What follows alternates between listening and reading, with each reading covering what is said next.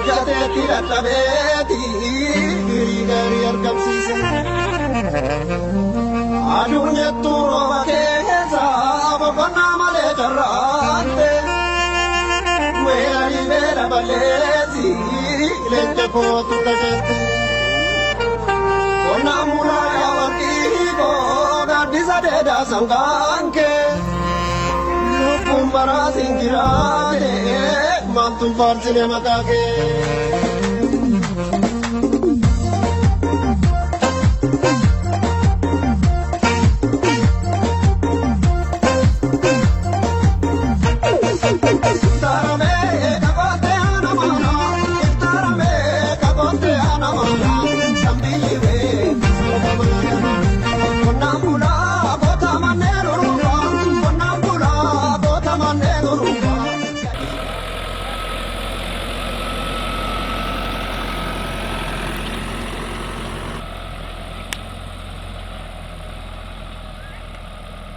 Kana bona yaabusheetti bara kana oomisha qamadii jallisii bonaa hektaara 4,866 qabannee kan jirru. Kanarraa callaa kuntaala 1,118 hin arganneeti kan eegaa jirru. Abbaa warraan asirraa fayyadamaa ta'es abbaa warraa 12,000 olidha. Sana keessaa hangammaatti persentii 51 ol qophii maasii xumurree facaasaatti galleeti kan jiru jechaadha. Egaa gara facaasaatti galuu qofatu hin ta'in dargaggootaaf dubartoota Enterpiraayizii 122 gurmeessinee miseensa 610 lafa hektaara 560 irratti gurmeessinee waldaatti fayyadamtoota bishaanii hundeessinee paampii dhiyeessuudhaan hojii qabatamaa keessa galleeti kan jirru.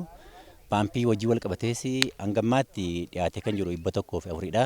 Haaraa barana 18 dhiyeessineerra.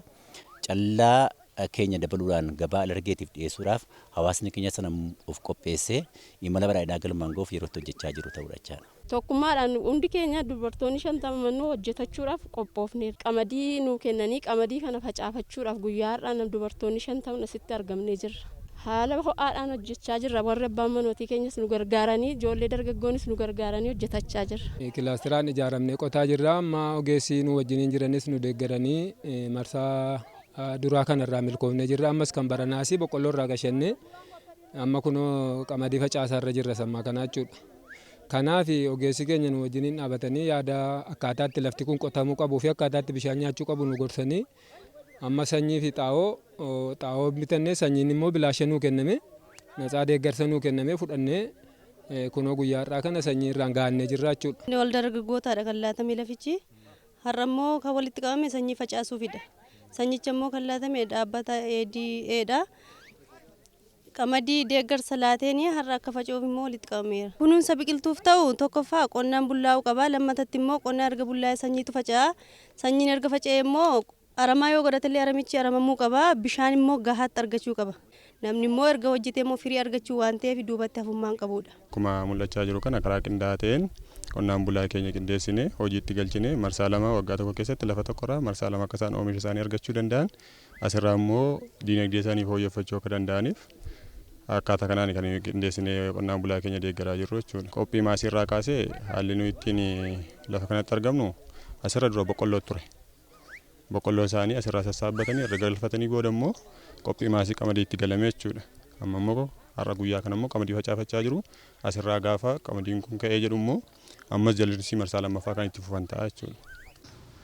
Akka hojii waliigalaa qonnaatti walumaa galachuudha. Hojii dhabeeyyii nama 1,400 kudhan jechuudha karoorri nuti qabnu. Kanaaf hangammaatti jechuudha hojii dhabaa 1,200 dhaab jechuudha. Carraa dhaabbiidhaaf yeroodhaan hojiiwwan garaagaraa kan akka oomisha dammaa, kan akka horsiisa lukkuu akkasumas oomisha abukaadoo fi biqilaa bunaa irratti kan gurmeessin hin qabna. Kana keessa immoo jechuudha akka addaatti yeroo ammaa kana jechuudha kan hojjennee jirru karaa dhaabbata ETA deeggarsa addaa jechuudha. Keessumaa harka dhibba keessa harka 80 dubartoota irratti harka 20 jechuudha dargaggoota irratti hojii hojjetaa jirra. Fakkeenyaaf akka adeetti jechuudha carraa biiroon qonnaa Oromiyaa ETA wajjin yookiin immoo ce'umsa qonnaa jedhame jechuudha kan dhaabbatee wajjin waliin ta'uudhaan jechuudha. Walumaa gala waldaa 36